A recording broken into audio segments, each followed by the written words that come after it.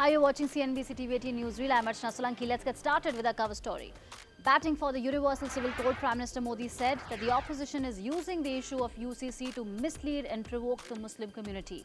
He questioned how can a country have different laws for different people while addressing party workers in poll-bound Madhya Pradesh. The Law Commission had recently sought views and ideas on the whole issue.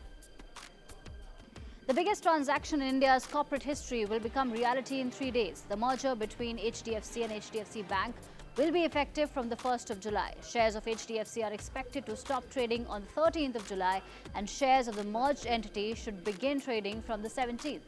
HDFC chairman Deepak Parekh said both boards will meet on the 30th of December to clear and approve the merger. This will be HDFC's last board meeting. Parekh also said that employees of both entities will not be affected adversely by the merger. India's current account deficit for the January to March quarter disappoints, comes in at 0.2% of the GDP versus market estimates of a current account surplus of 0.5%. Services export surplus comes in lower than estimated. Full-year current account deficit also comes in higher than expected at 2%. The market had estimated a deficit of 1.8%. Tomato prices have skyrocketed across several cities such as Bengaluru, Kanpur, Delhi, Chennai and Hyderabad due to the late arrival of the monsoon and heavy rains. They are ranging between 80 to 120 rupees a kilo. The supply has been affected due to heavy rains and floods in southern states such as Karnataka and Telangana as well as some hilly states. These places are the key suppliers of tomato. As per market experts, the rates are going to increase further. The Delhi Chief Minister versus Centre standoff intensifies as, according to sources, the CAG is conducting a special audit into the alleged administrative and financial irregularities in the renovation of his official residence in Delhi. The move follows a request by the centre to the CAG in this regard. The Manipur government has decided to invoke no work, no pay rule for its employees who are not attending office. The General Administration Department has been asked to furnish details of employees who are not able to attend their official work due to the prevailing situation in the state where over 100 people have died. Stakeholders have raised concerns over the current discourse of the proposed digital competition bill. 58 organizations and individuals have urged the government to hold an open consultative public engagement process while drafting the bill. In their letter, the stakeholders have asked the ministry to consider concerns around the impact of the upcoming bill on end consumers and small businesses. India's Digital Competition Act is in the works amid growing concerns among policymakers about the dominance of tech giants in the digital economy.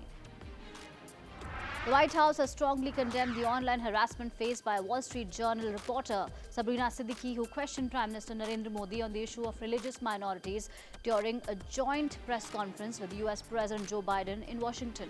US National Security Council spokesperson John Kirby has said that the reported harassment was completely unacceptable and the antithetical to the very principles of democracy that were on display last week during Prime Minister Modi's state visit.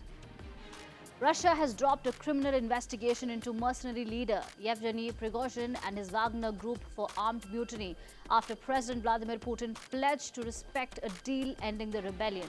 The Federal Security Service has said that no charges will be imposed against him or any of the other participants. The charges of mounting an armed mutiny carries a punishment of up to 20 years in prison in Russia.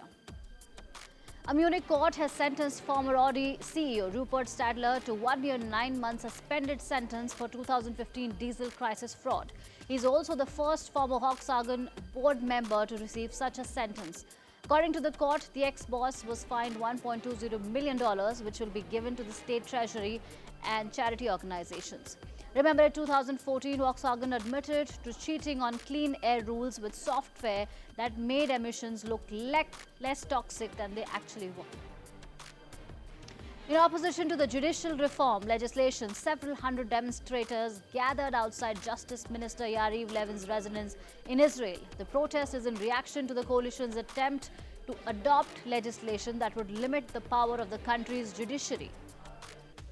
NASA is working to develop a natural language interface for astronauts similar to Chatgpt to let them control their spacecraft using voice commands. It won't be limited to just advanced maneuvers either. The eventual goal is to have an autonomous system that can manage payloads, data transmission, health monitoring and much more.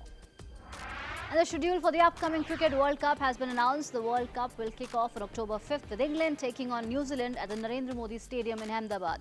Host India will begin their campaign against Australia on the 8th and face Pakistan on the 15th. Both matches will be played at Ahmedabad's Narendra Modi Stadium. And that's it from me and my team. We'll be back tomorrow with another edition of Newsreel. Thank you for watching.